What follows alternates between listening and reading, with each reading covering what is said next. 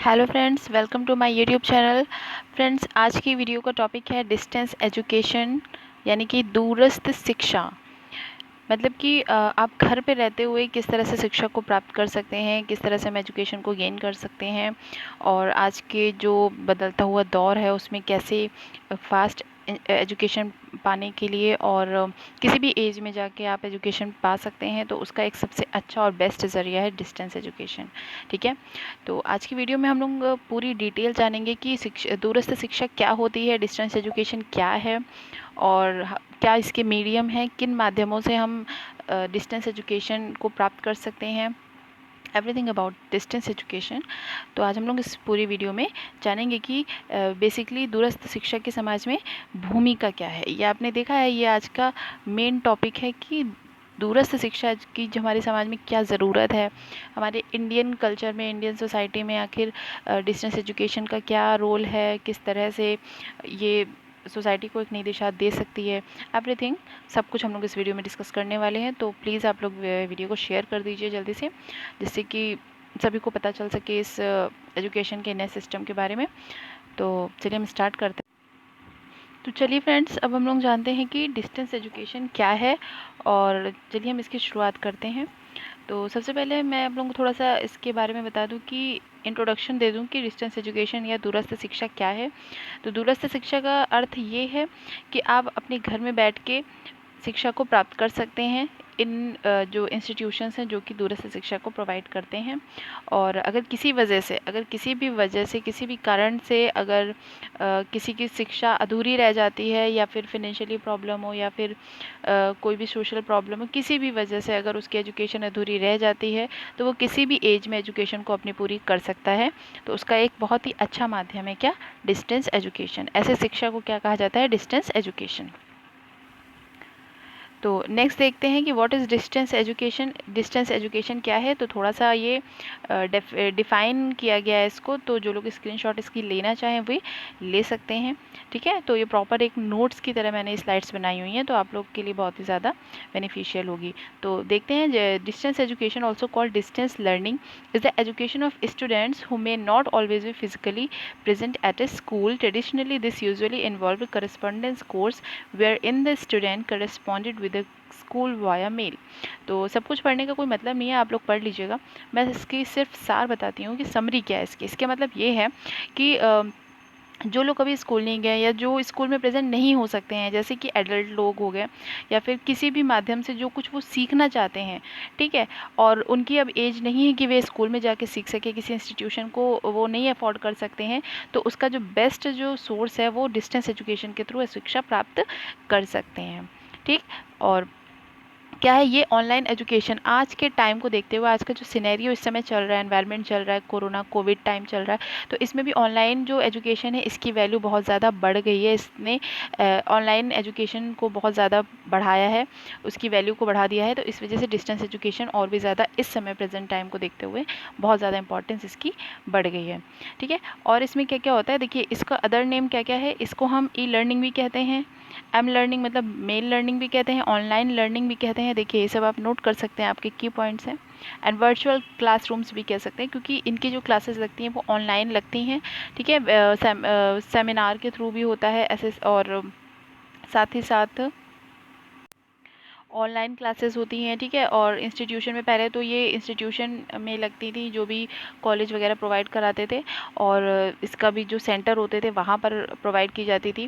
लेकिन अब क्या हो गया है कि कोविड की वजह से अब इसकी भी क्लासेस ऑनलाइन ही मिल रही हैं। तो कुछ इस तरह का सिस्टम होता है जिससे कि आप अपने एजुकेशन को कंटिन्यू रख सकते हैं। और ये डिस्टेंस एजुकेशन उन लोगों के लिए भी बहुत ही ज़्यादा बेनिफिशियल होती है जो कहीं ना कहीं जॉब कर रहे हैं, कहीं ना कहीं कार्यरत हैं, जो कहीं ना कहीं कुछ काम कर रहे होते हैं और उन्हें एजुकेशन के लिए प्रॉपर टाइम नहीं मिल पाता है, तो वो डिस्टेंस एजुकेशन के थ्रू अपनी एजुकेशन को और आगे बढ़ा सकते हैं और अच्छे लेवल तक जा सकते हैं, एजुकेशन में भी, अपनी अर्निंग में भी, और अपने स्टेटस में भी, अपनी जो लिविंग उनकी होती है, अर्निंग होती है, उसमें भी अपने आप को उसमें भी बढ़ा सकते हैं।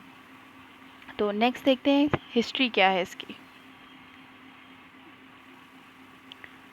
देखिए सबसे पहले पिटमैन जो हैं उन्होंने शॉर्ट हैंड को स्टार्ट किया था। तो वैसे तो इसकी हिस्ट्री बहुत पुरानी है, ठीक है, लेकिन मैंने सिर्फ यहाँ पर उन्हीं पॉइंट्स को मेंशन किया है जो बहुत ज़्यादा इम्पॉर्टेंट है और जिनको आपको भी जानना ज़रूरी है। तो सबसे पहले 1840 में पिटमैन थे एक, उन्होंने शॉर्ट हैंड को स्टार्ट किया था। तो उन्होंने ही सबसे पहले ये करस्पॉन्डिंग एजुकेशन का, जो पत्रों के माध्यम से जो एजुकेशन होती थी, उसकी शुरुआत की इन्होंने।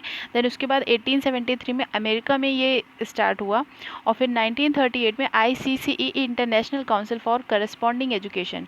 देखिए, मैं पहले आप लोगों को थोड़ा सा बता दूं कि करस्पॉन्डिंग एजुकेशन मतलब वही पत्राचार शिक्षा है, जिसमें पत्रों के माध्यम से शिक्षा, मतलब कि पेपर्स दिए जाते थे बच्चों को, स्टूडेंट को पेपर भेजे जाते थे जिससे कि उनकी एजुकेशन पता चलती थी, उनको एजुकेशन उनको दी जाती थी पत्राचार के माध्यम से, ठीक है। तो डिस्टेंस एजुकेशन उसी का एक मॉडिफाइड रूप है, आप कह सकते हैं।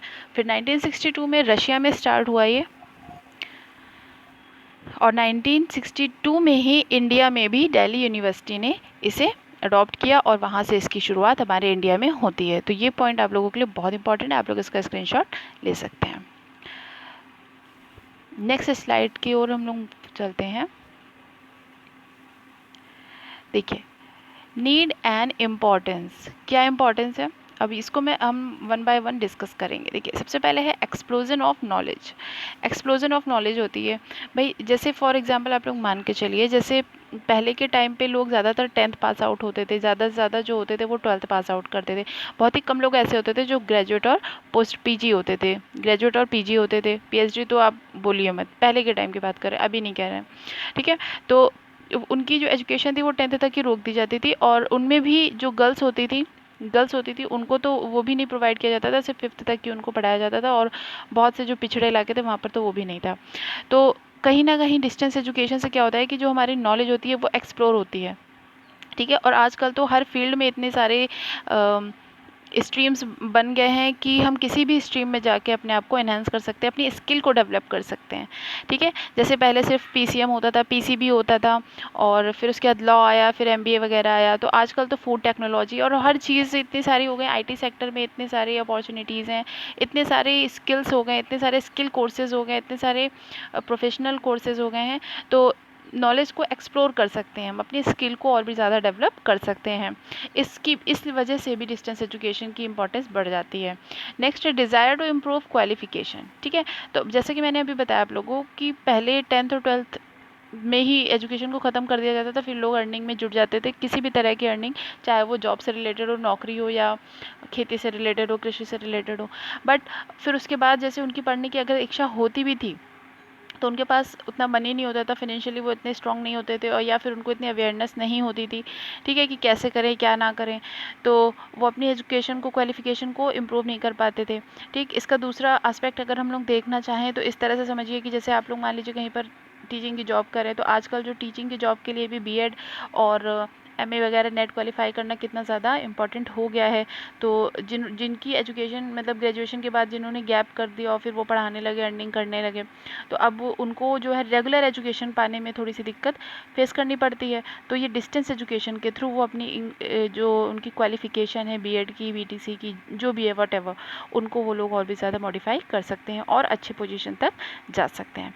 Next one is social isolation, ठीक है। सामाजिक रूप से भी ये आप लोगों को क्या करेगी, एक आइसोलेट, मतलब कि एक आप लोगों को एक स्टैंडर्ड देगा, ठीक है। तो जिससे कि आप लोगों का एक स्टेटस बनेगा और आप लोगों की एक अच्छी इमेज भी बनेगी और आप लोग एक अच्छे सामाजिक नागरिक कहलाएंगे। नेक्स्ट है यूनिवर्सल एजुकेशन। देखिए, डिस्टेंस एजुकेशन के थ्रू हम किसी भी तरह की एजुकेशन को प्राप्त कर सकते हैं, ठीक, जो हमारे लिविंग स्टैंडर्ड को बढ़ाता ही बढ़ाता है और साथ ही साथ हमारी अर्निंग को भी बढ़ाता है, ठीक है। तो यूनिवर्सल एजुकेशन होती है मतलब कि इससे जो भी हमें एजुकेशन प्राप्त होती है वो पूरे यूनिवर्स के लिए वैलिड होती है, मतलब कहीं भी उसकी वैल्यू जो होगी वो इक्वली रहेगी। ऐसा नहीं है कि अगर हम इंडिया में पढ़ रहे हैं तो उसकी बाहर अगर हम फॉरेन में जाके जॉब के लिए अप्लाई करें तो वहाँ पर वो वैलिड नहीं होगा या फिर उसको रिजेक्ट कर दिया जाएगा, ऐसा नहीं है, ठीक है। तो यूनिवर्सली इसको एक्सेप्टेंस होती है। नेक्स्ट है self improvement aspirant. Self improvement के लिए अभी हमने पीछे डिस्कस किया, हमने बताया कि जो अपनी पोजीशन को और बढ़ाना चाहते हैं, जैसे किसी किसी जॉब में क्या होता है, MBA रिक्वायर्ड होता है, ठीक है, लेकिन वो अब रेगुलर नहीं कर सकते, वो जॉब भी कर रहे हैं तो वो रेगुलर नहीं एजुकेशन कर सकते, रेगुलर कॉलेज और इंस्टीट्यूशन नहीं ज्वाइन कर सकते हैं, तो वो डिस्टेंस एजुकेशन के माध्यम से अपने को एनहेंस कर सकते हैं, अपनी स्किल को इम्प्रूव कर सकते हैं, ठीक है। इजी एक्सेस, पहले के टाइम पे डिस्टेंस एजुकेशन के बारे में सबको अवेयरनेस नहीं थी, बहुत लोगों को कम पता था कि कैसे होता है, प्रोसेस क्या होता है, लेकिन आजकल जो डिजिटल सिस्टम चल गया है, डिजिटलाइजेशन हो गया है हर चीज़ का, तो अब इजी एक्सेस हो गया है, तो कोई भी ईज़िली पा सकता है, डिस्टेंस एजुकेशन के थ्रू कोई भी एजुकेशन को प्राप्त कर सकता है। नेक्स्ट है अर्निंग वाइल लर्निंग। मौजूदा समय को देखते हुए ये आज की सबसे बेस्ट नीड और इम्पोर्टेंस है डिस्टेंस एजुकेशन की, कि हम अर्निंग करते हुए भी कुछ सीख सकते हैं, ठीक। तो इसके बारे में हम ऑलरेडी डिस्कस कर चुके हैं। नेक्स्ट है ज्योग्राफिकल आइसोलेशन। देखिए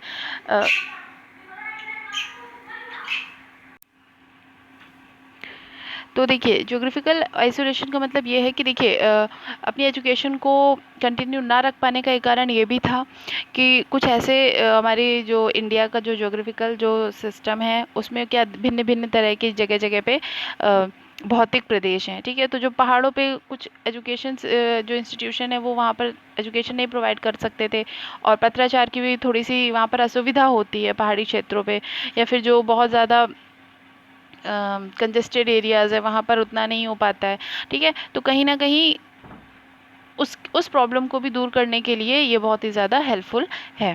नेक्स्ट है फॉर डिफरेंट एजेस, ये इसका बहुत ही अच्छी इंपॉर्टेंस है, बहुत ही ज़्यादा ज़रूरत है, क्योंकि एक एज के बाद जब कोई एजुकेशन के लिए निकलता है तो सबसे पहले तो उसे यही लगता है कि अभी इस उम्र में मैं क्या पढ़ूंगा, क्या सीखूंगा, ठीक है, लेकिन यहाँ पर ऐसी कोई बाउंडेशन नहीं है। और भी कॉलेज वगैरह में क्या होता है, या और भी कोर्सेज़ में ऐसा होता था पहले कि स्कूल वगैरह में एक एज तक ही लोगों को लिया जाता था कि इस एज के बच्चे ही एलिजिबल होंगे यहाँ पर, लेकिन डिस्टेंस एजुकेशन में कुछ नहीं है, किसी भी एज के लोग कोई भी कोर्स कर सकते हैं और एजुकेशन को प्राप्त कर सकते हैं, तो ये उनके लिए बहुत ही अच्छी अपॉर्चुनिटी है।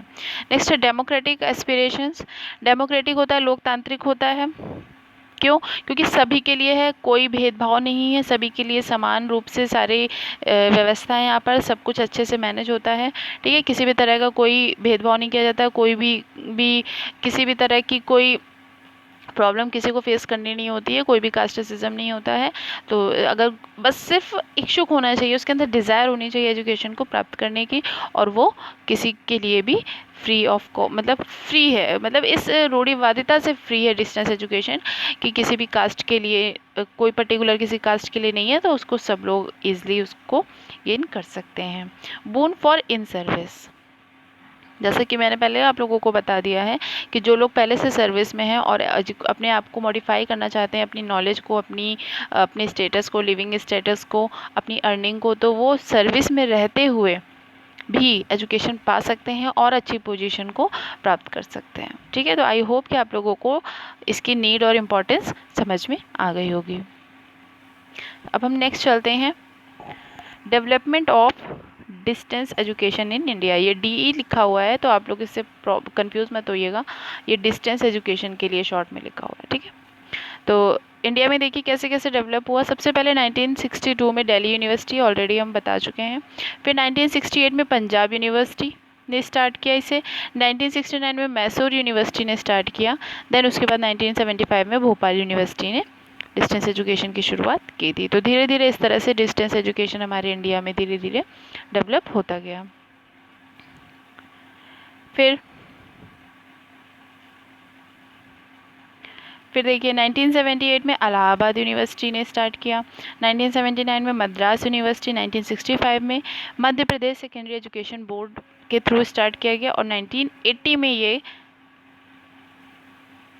उत्तर प्रदेश में आया। वैसे देखिए 1978 में इलाहाबाद यूनिवर्सिटी भी उत्तर प्रदेश में ही है, तो आप लोग इसमें कंफ्यूज मत होइएगा, लेकिन ये इलाहाबाद यूनिवर्सिटी में आ गया था, बट 1980 में उत्तर प्रदेश में और भी ज़्यादा इसको वैल्यू दी जाने लगी, मतलब कि और अदर इंस्टीट्यूशन में भी इनको रखा जाने लगा, ठीक है। Now mediums of distance education, distance education के माध्यम क्या क्या हैं? तो देखिए आप लोग, देखिए डिस्टेंस एजुकेशन जो यूनिवर्सिटीज़ प्रोवाइड करती हैं, ठीक है, वो ओपन यूनिवर्सिटीज़ उन्हें कहा जाता है। क्यों? क्योंकि ओपन यूनिवर्सिटीज़ के थ्रू क्या होता है कि डिस्टेंस एजुकेशन को प्रोवाइड किया जाता है, तो वो सारी सुविधाएं देती हैं, सारे सिस्टम एडमिशन वगैरह सारे प्रोसेस उन्हीं के थ्रू किए जाते हैं, ठीक है। तो इसका भी आप लोग देखिए कि सबसे पहले 1976 में पार सारथी कमेटी स्टार्ट हुई, 1977 में मदुराई यूनिवर्सिटी, 1982 में हैदराबाद यूनिवर्सिटी ने स्टार्ट किया इसे, 1986 में इंदिरा गांधी ओपन यूनिवर्सिटी। आप लोग इसको बहुत इम्पॉर्टेंट कर लीजिए टिक, क्योंकि ये इग्नू, इसको शॉर्ट में इग्नू कहा जाता है, आप लोगों ने इसका नाम सुना होगा। 1986 में ये स्टार्ट होता है और दिल्ली से इसकी शुरुआत होती है, और इस समय इंडिया में डिस्टेंस एजुकेशन की ये सबसे बड़ी यूनिवर्सिटी और सबसे मेन यूनिवर्सिटी मानी जाती है। 1999 में राजर्षि टंडन विश्वविद्यालय की शुरुआत हुई है, इन्होंने शुरुआत की है डिस्टेंस एजुकेशन की। तो ये सब ओपन यूनिवर्सिटीज़ थी जो कि डिस्टेंस एजुकेशन प्रोवाइड करती हैं। राजर्षि टंडन जो है वो यूपी की सबसे बड़ी यूनिवर्सिटी है जो कि डिस्टेंस एजुकेशन प्रोवाइड करती है, इकलौती है और सबसे बड़ी भी है, ठीक है। तो नेक्स्ट स्लाइड में हम देखते हैं अदर मीडियम्स, और क्या क्या मीडियम है डिस्टेंस एजुकेशन के या ई लर्निंग के लिए। देखिए न्यूज़पेपर, इंटरनेट, ऑनलाइन क्लासेस के माध्यम से जो कि प्रेजेंट हो रहा है, टेली कॉन्फ्रेंसिंग के थ्रू भी डिस्टेंस एजुकेशन प्रोवाइड की जाती थी। इसमें क्या होता था कि जो एक टीचर पहले होता था ऐसा कि जो टीचर होते थे वो टेली कॉन्फ्रेंसिंग के माध्यम से अपने स्टूडेंट्स को कनेक्ट करते थे और फिर उन्हें वो टॉपिक समझाते थे, सब्जेक्ट समझाते थे। फिर उसके बाद है इलेक्ट्रॉनिक मीडिया, जैसे रेडियो, टीवी और वीडियो के थ्रू। जैसे अभी आप लोगों ने देखा होगा जब लॉकडाउन चल रहा था तो 11th और 12th की क्लासेस हो रही थी दूरदर्शन के माध्यम से, ठीक है, तो उनके कुछ सब्जेक्ट उनको पढ़ाए जा रहे थे। तो ये भी एक तरह का डिस्टेंस एजुकेशन का बहुत अच्छा और सस्ता माध्यम है। नेक्स्ट हम लोग देखते हैं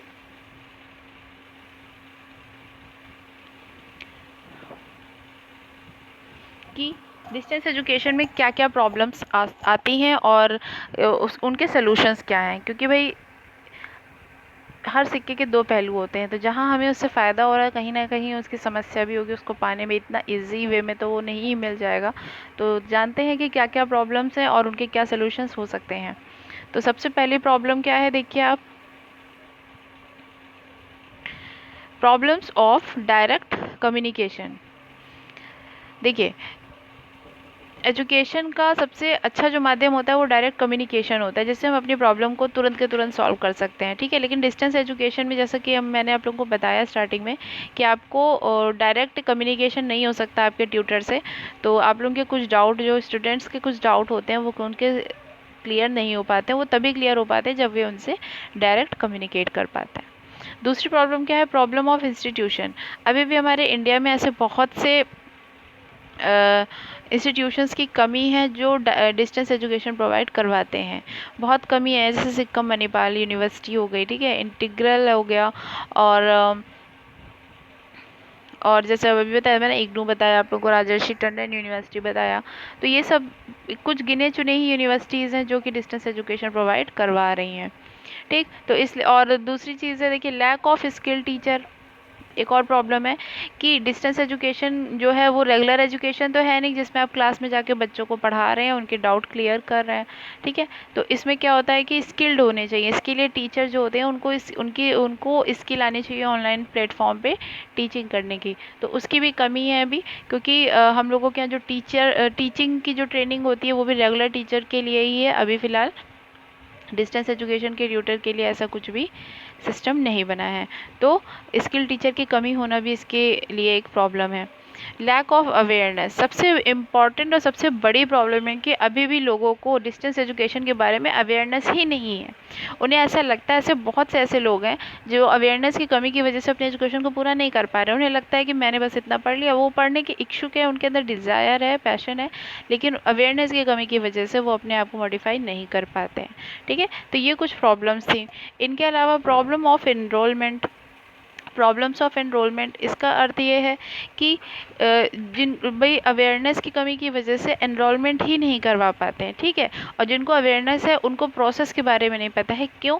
क्योंकि वो डायरेक्ट किसी से कांटेक्ट में नहीं आ पाते हैं, तो उनको कुछ एग्जैक्टली उनको पता नहीं चल पाता है कि कैसा एनरोलमेंट होता है, क्या प्रोसेस होती है, क्या होता है, क्या नहीं होता है। तो उनको एक काउंसलिंग की कमी होती है कि उनको एक काउंसलिंग की जाए कि हाँ, इस तरह से आप लोग अपने प्रोसेस को आगे कंटिन्यू कर सकते हैं और अपनी एजुकेशन को कंटिन्यू कर सकते हैं, ठीक है। तो एनरोलमेंट की भी प्रॉब्लम होती है, और एनरोलमेंट में आप लोग ये भी लिख सकते हैं कि एनरोलमेंट की कमी होने की वजह से लोग उतने टीचर को हायर नहीं करते हैं, क्योंकि ज़्यादातर लोगों को अवेयरनेस नहीं होती है, और वो भी अपने आप से अपनी लाइफ से सेटिस्फाई हो जाते हैं कि हाँ ठीक है, इतना पढ़ लिया, बात ख़त्म।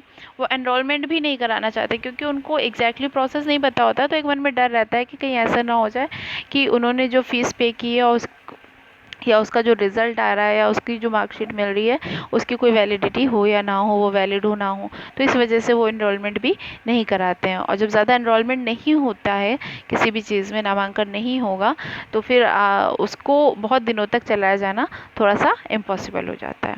नेक्स्ट है लैक ऑफ एप्रोप्रिएट सिलेबस, ठीक है। डिस्टेंस एजुकेशन के जो कोर्सेज होते हैं, वैसे अब तो ऐसी प्रॉब्लम ज़्यादा नहीं देखने को मिलती है, क्योंकि जितने भी कोर्सेज हैं उनका एक सिलेबस निश्चित कर दिया गया है। लेकिन ऐसा पहले था कि अप्रोप्रिएट सिलेबस की कमी होती थी। कुछ कोर्सेज में अभी भी ये है कि क्लियरेंस नहीं है कि सिलेबस क्या है, कितना है, क्योंकि सेमेस्टर वाइज होगा, ईयरली होगा, ठीक है। तो ये सारी चीज़ें हैं जिनको अभी भी दूर करने की आवश्यकता है। Problem of study material, problem of, देखिए, किसी शिक्षा को प्राप्त करने के लिए पुस्तक की बहुत ज़रूरत होती है, स्टडी मटेरियल होना चाहिए स्टूडेंट्स के पास। वैसे देखिए, अब की अगर सिचुएशन देखें तो अब तो ऑनलाइन प्लेटफॉर्म पे बहुत से ऐसे स्टडी मटेरियल है, लेकिन वो भी कंफ्यूजिंग है।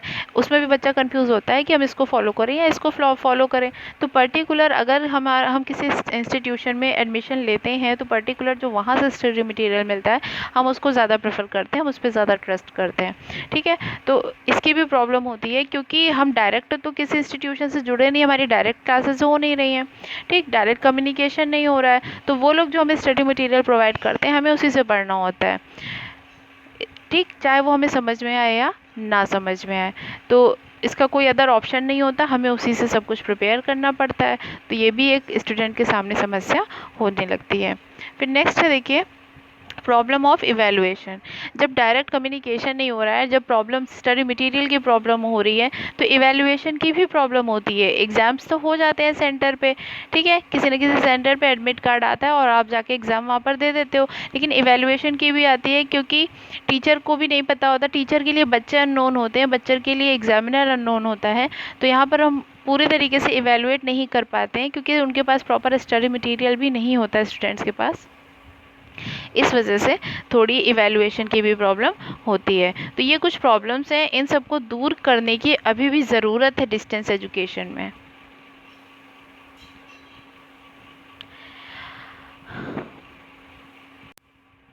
तो फ्रेंड्स, आज की वीडियो बस इतनी ही थी।